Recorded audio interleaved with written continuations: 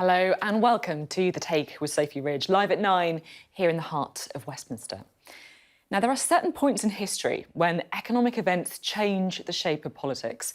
Think Black Wednesday in 1992 that shredded the Conservatives' economic reputation, or the financial crash of 2008 that would finish off Labour's long run in government. Well, tonight, some Conservatives might be worrying that we're getting close to that territory again. Today, the Bank of England had to step in and buy government debt to protect the stability of our economy, just 5 days after that bombshell budget. So what does the Prime Minister and the Chancellor do next? Change course or continue to go for growth, whatever happens? We'll bring you takes from all sides over the next 60 minutes. What we're focused on as a government is making sure the economy grows, making sure that businesses do well, making sure people can get into better paid jobs. That was the point of our growth plan last week, and that's what we're focused on delivering. Are you going to change course? Well, no, we're not. Well, the government says it will hold its nerve and the Chancellor won't quit. But the opposition says that mini-budget must be scrapped. She needs to come to Parliament straight away and reverse that budget. Well, he's just finished his conference on a high, while the Conservatives are just a few days away from their own, and it could already be make or break for the new Prime Minister. We'll find out what our viewers panel makes of the growing economic events. There they all are. I noticed that one, just quickly sliding into slot. Very nice, but you're all here now. Good news. We'll also have some top guests for you, including the Chief Secretary to the Treasury, Chris Philp, Labour's Shadow Attorney General, Emily Thornberry. Plus, we'll speak to the man that some have called Liz Truss's favourite economist, Gerald Lyons, and much more besides on The Take.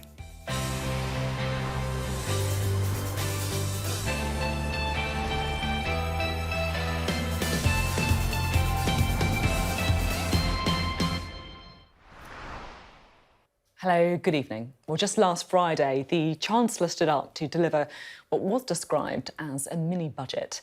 And we now know the new government wanted it to have impact. Shock and awe was the phrase used by some. And there was real shock today, an extraordinary intervention by the Bank of England due to fear of a mass default of pension funds. Meanwhile, in Liverpool, Labour wrapped up its conference and called for the immediate recall of Parliament. Well, a little earlier, I spoke to the Chief Secretary to the Treasury, the number 2, effectively, in the Treasury, Chris Philp. So today, the British economy was hours away from what could have been one of the most serious financial crises in decades, a run on pension funds. And if the Bank of England hadn't intervened by buying up government bonds, there could have been mass insolvencies by this afternoon. Do you take responsibility?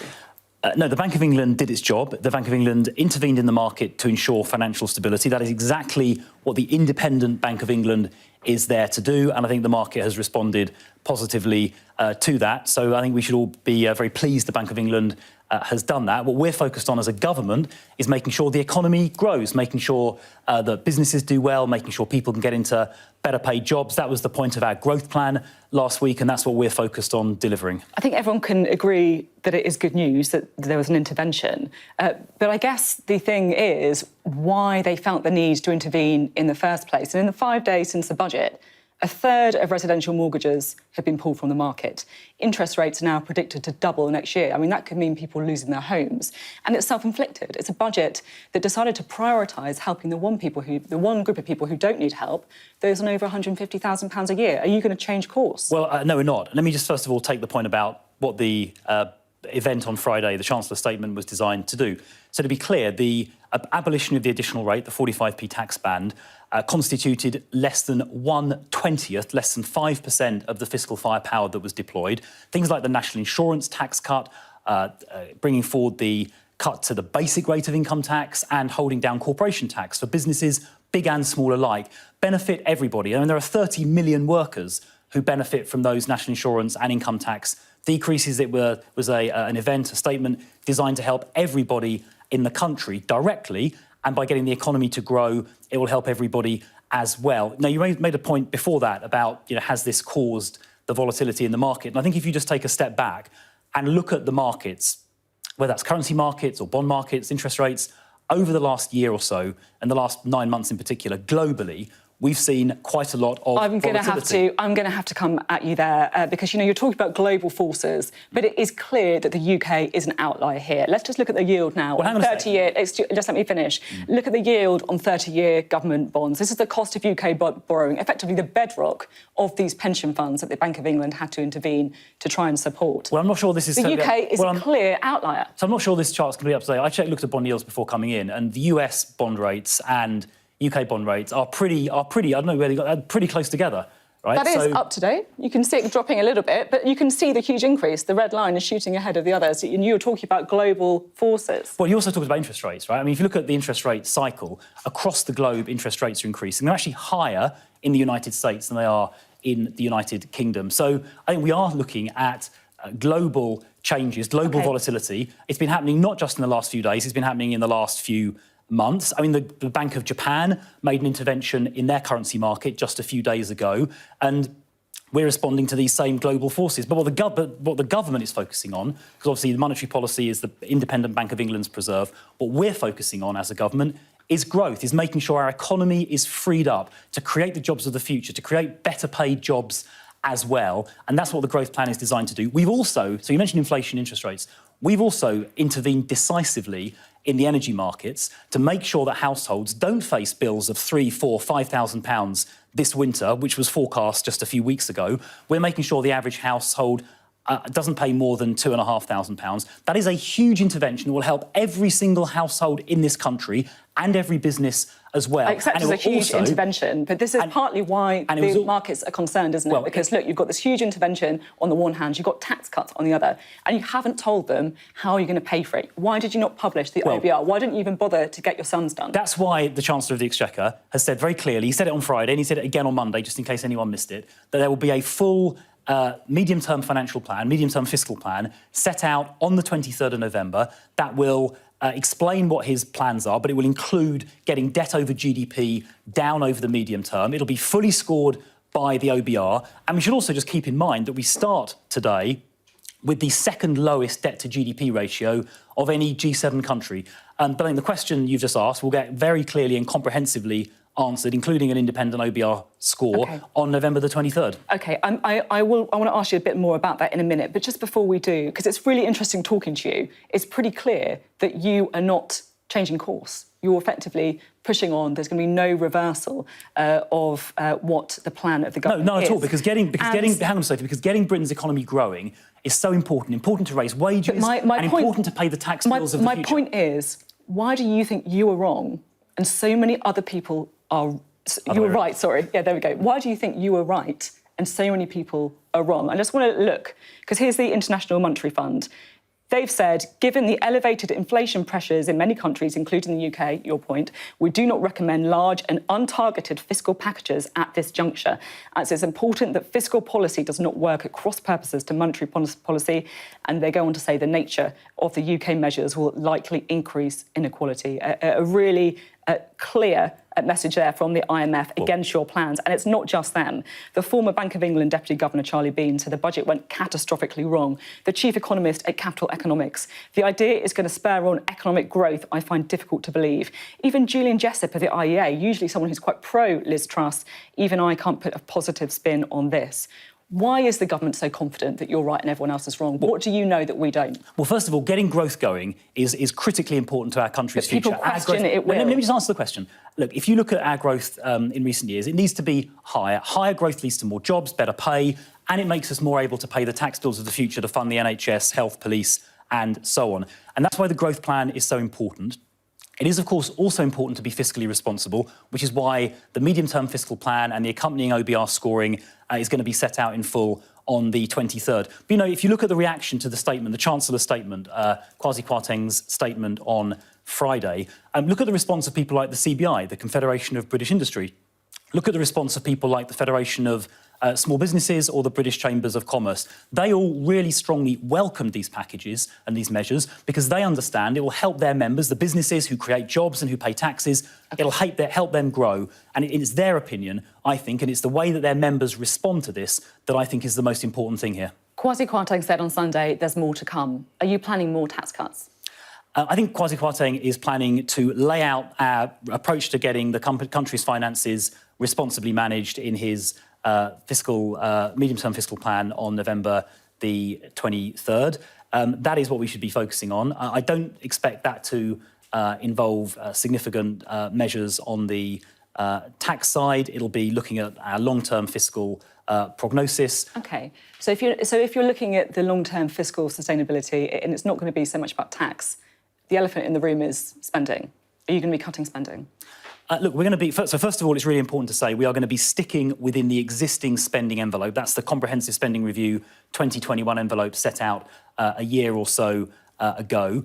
That is very important because we're going to live within those means. So that means spending they make sure... doesn't it? Well, no, you can look at it yourself. You'll see what it sets out. It means that public services are properly and responsibly funded. But with inflation going funded. up, tax changes that you want to see, it means spending cuts, doesn't it? Well, the Comprehensive Spending Review, set out the spending envelope. We are going to stick to that spending envelope, which makes sure public services are properly and responsibly funded. Beyond that, we're going to make sure that in the medium term, that debt to GDP figure, which is already the second lowest in the G7, is on a downward trajectory over the medium term. That is the responsible thing to do, and that's what the Chancellor Kwasi Kwarteng will be doing on November the 23rd. My colleague Sam Coates says the Cabinet have already been asked to find efficiency savings. Is that true?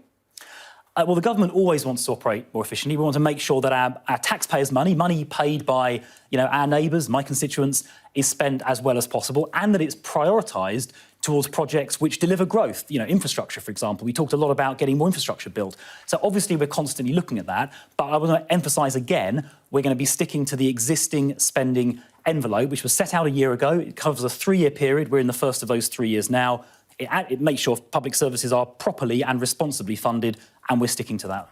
So it's pretty clear that you say you're sticking to the envelopes, but with inflation, that is going to mean a squeeze for many different departments, real terms cut. You're also... Well, don't forget, this spending review, by the way, did entail real term increases when it was written, so just keep that in mind. But that was before inflation went to 10%. Yeah, although inflation affecting the public sector isn't as high as 10% for various reasons we can get into if you want. OK, let's not do that, although I'm sure that many head teachers and hospitals will still be looking at the energy bills that they're facing. But of course, hospitals and schools are beneficiaries of the business energy price guarantee as much as you and I as individuals are as well. OK, now...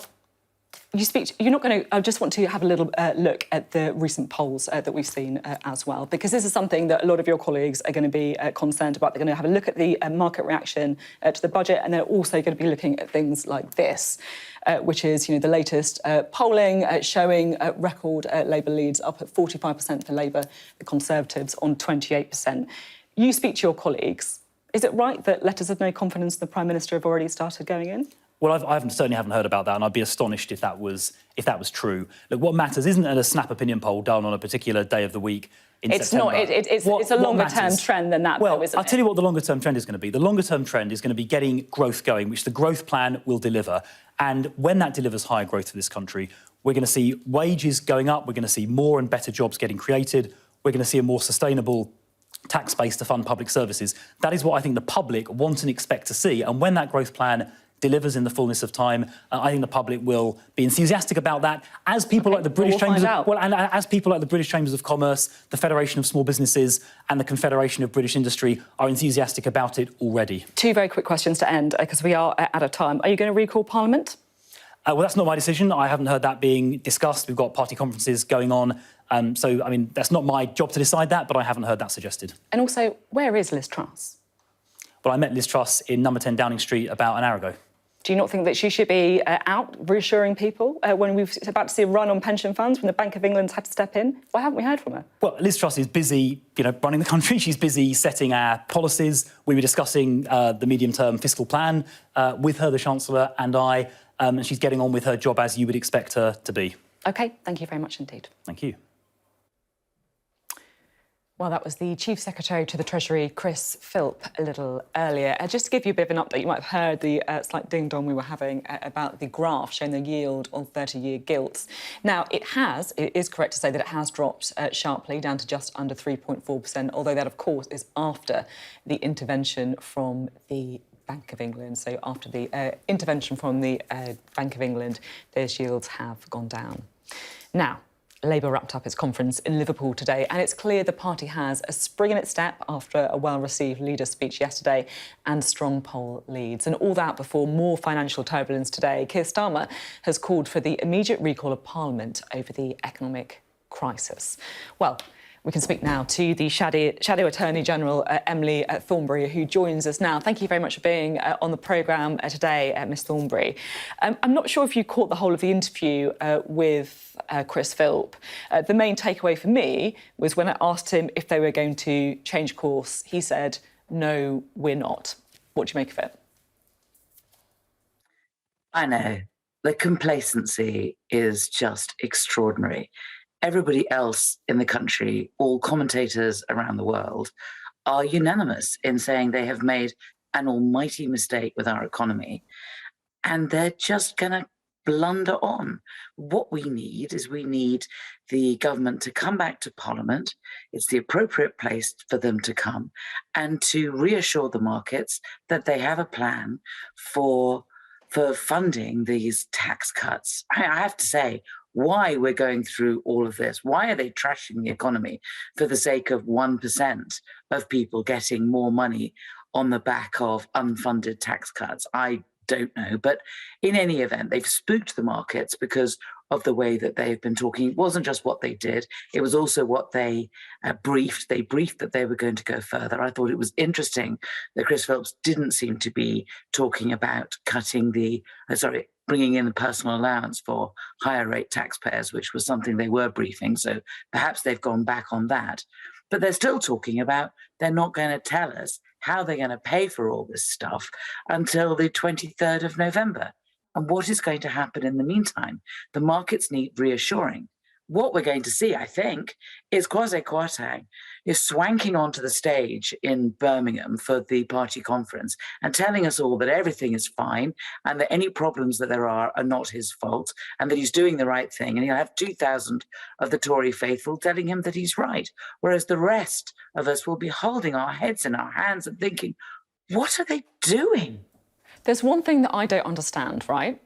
Because Labour's made a big deal of being the economically credible party, the party of, sound money, of economic discipline at your conference. You were talking there about unfunded tax cuts, fiscally irresponsible tax cuts. But Labour would keep the 1p cut to the basic rate of income tax. And you say that you would reinstate the 45p rate, but then you would immediately spend that money.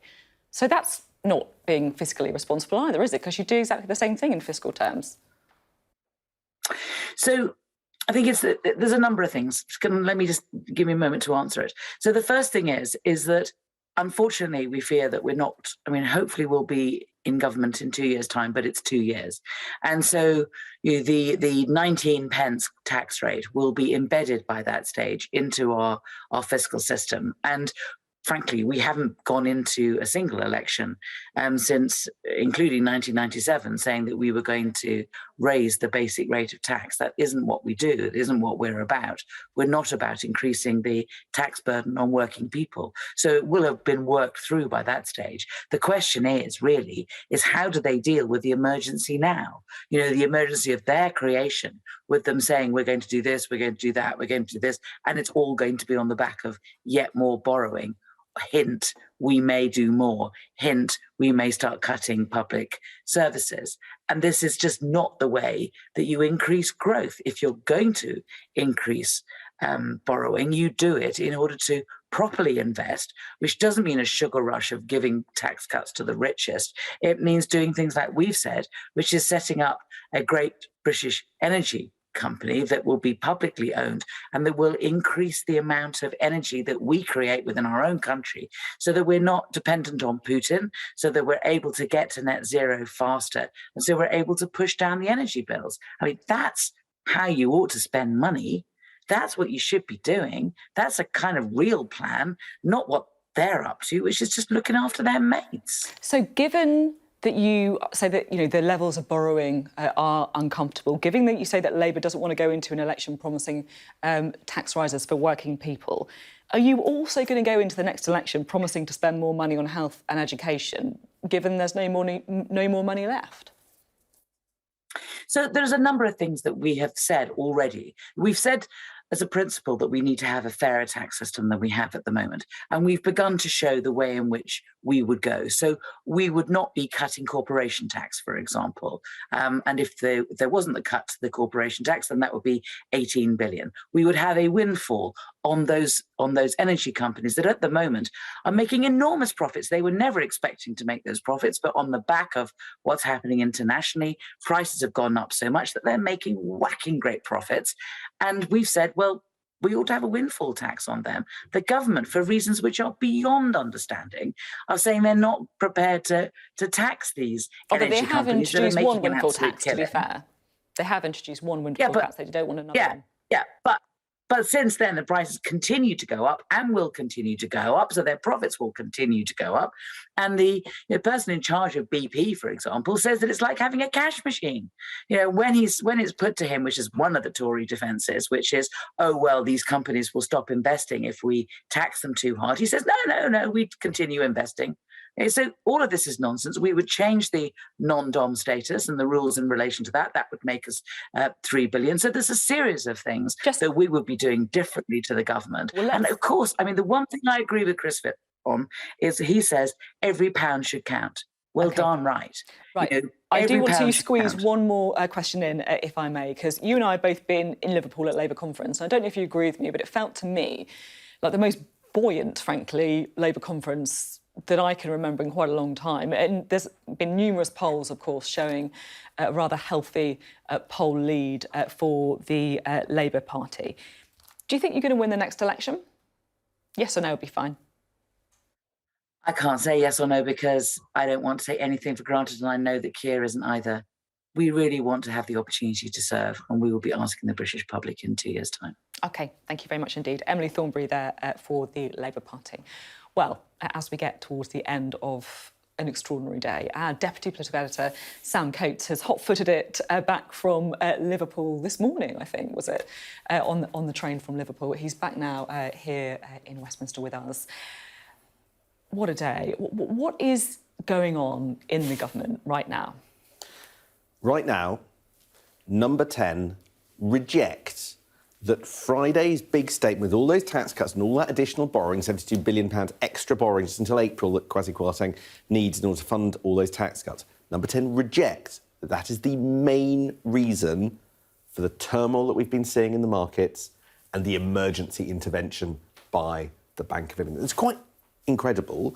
I mean, the sterling was falling, gilts rates, the borrowing costs going up pretty much immediately after that statement, which happened on Friday morning. But Number 10 do not accept that. One cabinet minister today told me that it was BS, if you'll excuse the language, that there is a link between one and the other. They also say, well, the situation's getting much better because of the Bank of England intervention. And anyway, this is all because of what's going on overseas. I understand some in Number 10 think this is primarily, Sophie, a communications problem and a problem with how they've managed stakeholders, presumably the markets. So there is a sense at the very centre of government that this isn't a crisis. This isn't something that requires a dramatic approach, an all-encompassing focus. They seem to be taking it in their stride, doing other things, concentrating on other issues as we go along, and we head towards Conservative conference, and they don't think they're to blame. Now, quite a lot of Tory MPs disagree with that. Quite a lot of global economic institutions, the markets, the global banks, disagree with Number 10. This is very serious. So it feels like there has been, I guess, a certain amount of shock, surprise, since what happened on Friday, both from the markets but also from Conservative MPs. Should people be surprised? I think some of the surprise, bluntly, is people not paying enough attention. We knew quite a lot of what was going to happen on Friday well in advance. We also knew the warnings about what would happen if they did what they did on Friday and the consequences. That was the subject of the leadership contest. On the one side, you had Liz Truss promising massive tax cuts funded by borrowing all the way through. And on the other side, her rival, Rishi Sunak, all the way through, was saying if you do that, you risk a run on the pound and government borrowing costs going up. There could be a financial crisis if you do that. We've known that for months. So there's no point in pretending that this is all some dramatic shock. Yes, Liz Truss's mini-budget went further than we were expecting on Friday, although Chris Philp is right to say that proportionally the bits that we're most surprised about weren't the biggest costs in that budget. But Conservative members, the 80,000 or so people that decided who our current Prime Minister is, did so having heard the warnings, the expert advice, and deciding actively to reject that. And that's why we are where we are today. Sam, thank you very much indeed. We'll have more from Sam later on the programme. Now, the UK is a significant global economy, but it's far from being the biggest, so it doesn't that often make headlines all around the world. But it did this week, although maybe not for the right reasons. This morning, the British pound plunged nearly 5% to a record low against the US dollar. The British pound has crashed to a record low against the US dollar. The British pound hitting an all-time low today against the dollar. Yeah, so here's what happened. Liz Truss introduced a round of tax cuts for the wealthy, and in response, the British currency has collapsed. I think the UK is behaving a bit like an emerging market. Do we have the ingredients required to have that self-fulfilling downward spiral? I think it's something worse, unfortunately. I don't want it to be worse. This is the country I earn my money in. I'm long sterling, naturally, from my salary. This is a UK fueling a global development that is resulting in significant damage both to global markets and the global economy. And then over the weekend, the Chancellor, in a schoolboy era, then says more of this stuff is coming. And so chaos reigns. Well, I wonder if the new Prime Minister, Liz Truss, was watching. A little earlier, I spoke to the man that some call her favourite economist. That's Gerald Lyons. And I started by asking if the government is right by trying to say this turmoil is primarily down to global forces. The reality is that there's three different things happening. First, the government is right. The global backdrop is very difficult, very febrile financial markets. Interest rates in the Western economies and borrowing rates in Western economies have risen significantly in recent months. Then second on top of that, last Thursday, the Bank of England increased interest rates in the UK by not as much as the markets probably had hoped for. But at the same time, the Bank of England said that they were going to be selling gilts over the next year, which the markets didn't like. That added to the supply of government debt. But the third factor in particular was the mini budget. So one has to say of all the events, it was the mini budget that was the most significant, but the backdrop was both those global factors in the Bank of England last Thursday. And in terms of the mini budget, there were lots of good things in the mini budget in terms of aimed at the pro-growth agenda. Confederation of British Industry liked it, the Institute of Directors liked it. But as I warned about beforehand, and as I was worried out on the day, and as the markets are now showing, the markets were not liking the fact that the government borrowed too much. They announced the whole series of measures that the market expected, but then they went that one extra step. They announced some tax changes that the markets were not comfortable with. I think the markets were overly worried about the inflationary implications of those extra tax changes, but in particular, and I can understand that the markets were worried about the affordability, largely because they were not prepared for it. So, for instance, the tax change for higher earners in economic terms was not so significant, but it was like the last straw that broke the camel's back. The Chancellor, while he had focused on the general public and on British businesses, he had not really prepared the financial markets fully. And I think he had taken his eye off the ball slightly, shall we say, in having not prepared the markets for what he was doing in the budget. And I felt that he overstepped the mark last week. So it was the combination of all three factors, the febrile markets because of the global backdrop, the actions of the Bank of England last Thursday. But let's be in no doubt, it was primarily the mini budget last Friday that triggered this latest series of events. I have to say, listening to you, I am quite struck by the change in the attitude that I am seeing. When we spoke before the budget, it felt to me like you were quite excited about the Liz Truss economic plan. You were excited about the fact that it was going to, in your view, help growth. Now you're saying that the Chancellor has overstepped the mark and there was things in the budget specifically that have frightened the markets. Have you changed your view? No, let's be quite clear. It was very positive in many respects, the budget or the mini budget last Friday, because the mini budget was very much aimed at a pro-growth agenda, and that's really good. We need to break out of this low growth phase, and we need to move to a more supply-side driven, investment-led agenda. The challenge, though, was that as one moved towards the budget last Friday, particularly given the backdrop internationally and at the Bank of England, as I said, the Bank of England tightening policy, it was vitally important, I would say, that the government or the Chancellor took the financial markets with him. I was writing last week, in particular, and the week before, about the very febrile state of the markets. So coming back to your question, no, there was a whole series of very positive things in the mini budget. But what one needs to say is that if we take three different target audiences, general public, now the mini budget really helped them because by having the energy price cap and by reversing those planned tax increases, corporation tax and national insurance, the combination of all that effectively stopped the economy falling into a potentially very deep recession and stopped things falling into a situation where the public finances would have been blown out of the water. Now, the second target audience was the British business community. And as I say, the CBI, Federation of British Industry, the industry directors were very positive. And that's because there were lots of very pro-investment measures announced in the budget and the marker for further steps in the future. That was really good. But the third group was the markets were very nervous ahead of the budget. Now, if the Chancellor had just stuck to what the markets had expected, which is actually what I thought he was going to do, then it would have all been fine. So in addition to the energy cap, of the additional borrowing, 82 pence in each extra pound borrowed was reversing those two planned tax increases. If it had just been that, it would have been really fine. But what we saw was maybe for whatever reason, the Chancellor just decided to do a little bit more. And in them themselves, you might say each individual item wasn't particularly expensive, but it was the fact that the markets were in the febrile state and they were worried about the affordability, the ability to service the debt, shall we say. So overall, lots of positives. It wasn't communicated well and maybe not handled well at the last minute.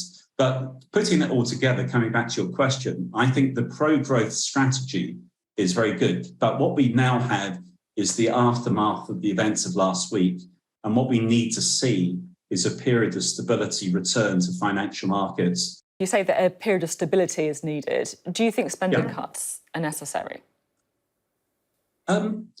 Well, in terms of that, that's not the immediate issue in my mind. Okay. When one looks at fiscal policy, and I'm surprised we're having to wait till late November, the fiscal principles, I think, are very important. Fiscal principles are very much about stabilising the economy in the near term. So he should do something quicker, you think, then? Well, actually, last Friday, he announced measures to stabilise the economy in the near term by ruling out the deep recession. But what I'm saying in terms of quicker, in terms of bringing those principles forward, just because if you can, the principles are quite clear. It's about having fiscal discipline, and that's about reducing debt to GDP. You said that you warned before the budget about the risks of borrowing and also the risk of not taking the market along with the government. You've been described as Liz Truss's favourite economist. Did you have any conversations with her or her team? Well, obviously the Prime Minister in the last couple of weeks has been preoccupied with other issues. But yeah, I made my thoughts known. Lots of positives about the budget. I obviously didn't know what the detail was going to be in it because I'm not inside the tent, so to speak. But I was highlighting and indeed writing, as you probably have seen, about the febrile state of the markets and the need to keep the markets on side. So within the overall context, the economic story is a positive one, a pro-growth agenda. But there's no doubt that in these sorts of environments, as one saw last week, it was necessary to, particularly as it wasn't a budget that was fully funded, the OBR wasn't giving an announcement. It was therefore very important to get the fiscal principles across last week. And they didn't take your advice on that? Yeah. Well, sometimes people listen, sometimes they don't. But there were positives that came out of it. But as we saw last Friday, it was just not keeping things into line with what the markets had been prepped for and were expecting. Gerald Lyons there. You're watching The Take. We're live in Westminster for you this evening. Up next, we'll be talking to our viewers panel and find out what people at home make of the growing economic crisis.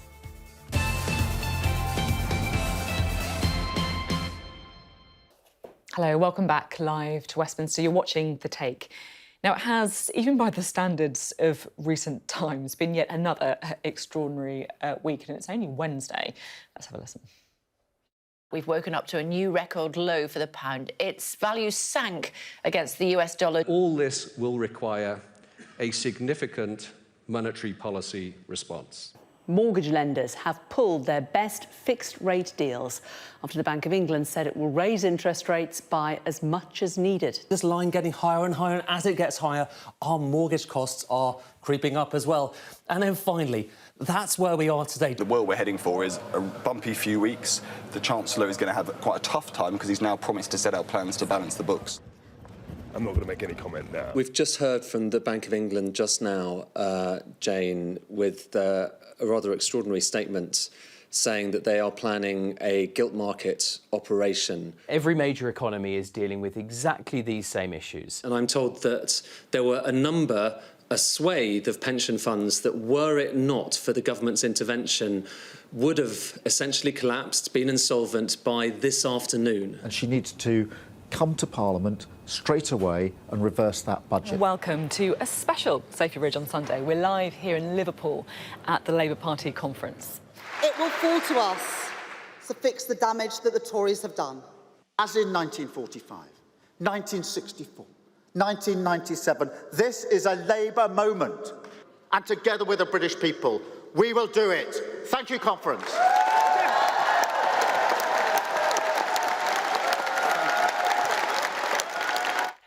Well, as we gear up for the Conservative Party conference, let's find out what the most important people, you at home, make of everything that's going on at the moment, just how worried our viewers panel is. Here you all are. Thank you very much for being with us this evening. It's great to see everybody here. Well, let's crack straight on, shall we? And goes to Ian first. We're going to talk to Ian Mucklejohn first. Labour voter, you're talking to us from Newbury. Ian, what do you make of the interviews that we've heard so far? The government says that they are not going to change their course. Well, it's absolutely fascinating that the Conservative Party, the government, is the only one in step. The rest of the world has got it wrong, hasn't understood what they're doing, and the run on the pound is obviously some terrible mistake. It's not. It's awful, it's dreadful, it's frightening.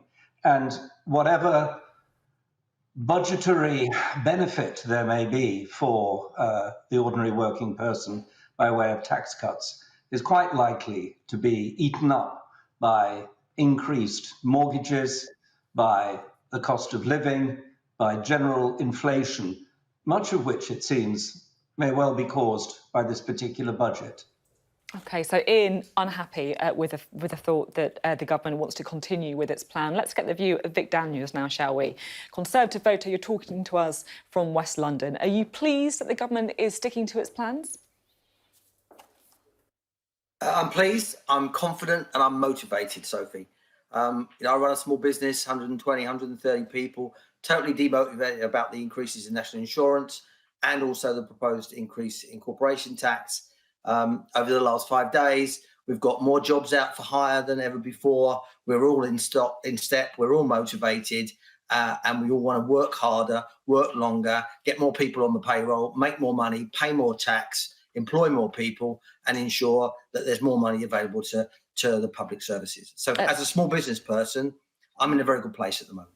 Really interesting to hear different perspectives on this. Both of you very energised for different reasons. Right, let's go to Isar, shall we? This is Isar Bhattacharjee. You are 27 years old, which is why I want to talk to you, because obviously the increased borrowing, some would say, is going to be people like yourselves who might be paying that off. Yeah, it's frustrating that during a period of kind of record low interest rates, the government cared about fiscal discipline and it was all about keeping the budget balance. But now, as soon as rates are starting to go up, the government is happy to spend on all sorts of kind of tax cuts, largely for the rich, which are not even going to be very effective at stimulating growth. Interesting. And do you not think, though, that some people are saying that actually it will stimulate the economy? I mean, that's the argument we heard from Chris Philp. He said that it's all about growth. That helps everyone because it helps people create jobs and it helps drive wages up. Well, I think if you look at the data, so the IMF did a massive report in 2015 that showed that actually these kind of tax cuts just increase inequality and they don't stimulate very much growth. And if they do, it's very, very narrow. I think realistically, there were a whole bunch of things they could have done to stimulate growth. The highest effective tax rate is actually for those who are on the universal credit earnings taper, which is a 55% tax rate. They could have looked at that. They could have looked at things like childcare to improve labour force participation, which massively tanked during the pandemic and hasn't really recovered since.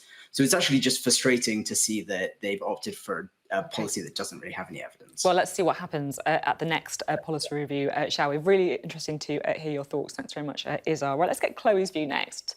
We can talk to Chloe, who is our nurse. You're talking to us from Cumbria. Now, I've got you down on my sheet as Conservative because you voted Conservative at the last election, but it's fair to say that you've been wavering a bit since then.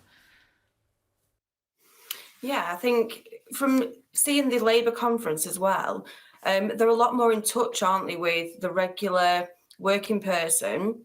I mean, the mini budget, they need to get rid of that completely.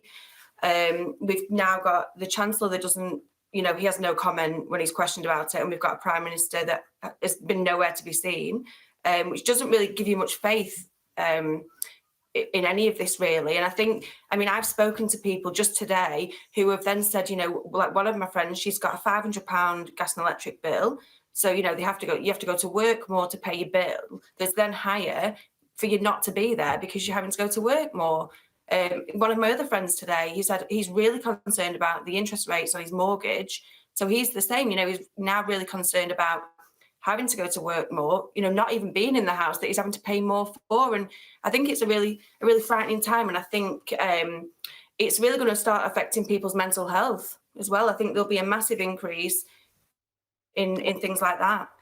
I'm just keen to talk a little bit at the end, thank you very much, Chloe, about Labour conference and just to get people's views, I guess, on what they made of Keir Starmer and Labour conference more widely. Let's talk to Stella, shall we? Stella Findlay, you're talking to us from Newcastle. You describe yourself as a Green or a Lib Dem voter. What did you make of Keir Starmer? Well, I wasn't too impressed with Keir Starmer. I think his delivery was as though he'd learned a speech and there wasn't very much passion or enthusiasm there. And I think a lot of the promises that he made are not promises that he can keep. So I don't think that we can really trust what he's going to do in the future. But what I find more worrying is about the Conservatives, who I think are even worse than Keir Starmer and his cabinet, that they don't accept responsibility for the effects of that mini budget. And if they accept the responsibility that it has had that effect and then said what the future is going to hold and that the future might be better for us, instead of just disappearing and not saying anything about it, then we might have more confidence in the government. But it's very worrying that we can't trust the government, and I don't feel we can trust the Labour Party. Not a great situation for you to be in there, Stella. Well, let's go to our swing voter now, shall we? This is Belinda Campbell. You're talking to us from Twickenham in southwest London. Swing voter, convinced by Keir Starmer? I do think they all put on big adverts for themselves. Sorry to say that. And you wonder why they haven't done any of these things before. They want to take each other's place. I thought it was quite passionate and there's a lot of clapping and you want to believe that it's all going to happen and it's all truthful and, govern with integrity, he said. So I want to believe it, I really do. And all of us just want to feel more secure because it is frightening. I just got a text from my sister in Switzerland and she said, I'm so worried and I'm thinking of you all there. So people are very worried. And the lady just said about mental health. I mean, that all started in the lockdown. People's mental health was compromised. Worrying times, certainly. Thank you so much indeed. Always a pleasure to talk to you guys. So we do appreciate you giving up a little chunk of your Wednesday night. Thank you very much. Well, that was what our viewers panel made of it all. Let's have a look at what the polls are saying, shall we? We can bring in our Deputy Political Editor, Sam Coates. Let's have a quick look, shall we? What polls have you got for us? Well, hopefully up on the wall in a second. Okay. We've got the latest YouGov poll. Now, this shows a 17-point lead for the Labour Party, 45% for Labour, Conservatives on 28, Liberal Democrats, a bit low, actually, on 9, Greens sucking up quite a lot of the sort of centre-left vote. Now, this is really interesting. So it was a clear lead for the Labour Party, and the question always for me is, what's going on under the bonnet? What's moved around that means that we've seen one of the highest leads for the Labour Party? And the answer, Sophie, is this. When you dig down into the numbers, you discover that Keir Starmer, who has traditionally, up until this point, had a bit of a problem the older people get, has started actually to make some progress. So, really previously, Keir Starmer has struggled and lost amongst everybody over 50. Now he's pulling ahead in the 50 to 64-year-old category. And although he's not ahead in the 65-plus category, he has dramatically closed the gap. Now, all of that's just on a month ago. So that seems to suggest that the transition from Boris Johnson to Liz Truss is just starting to decouple that link between older voters and the Conservative Party. And that is a really big and important thing. It's something, by the way, that actually the Labour Party had noticed. I talked to shadow cabinet members up in Liverpool who had clocked that, and it's something that they want to build on. Interesting, really interesting. And that voter group, always so reliable for the Conservatives. Could things be changing? Sam, always a pleasure to talk. You're watching The Take. We are live in Westminster. Up next, we are going to be talking to our economics editor, Ed Conway, for his first ever appearance on The Take about the extraordinary events of today.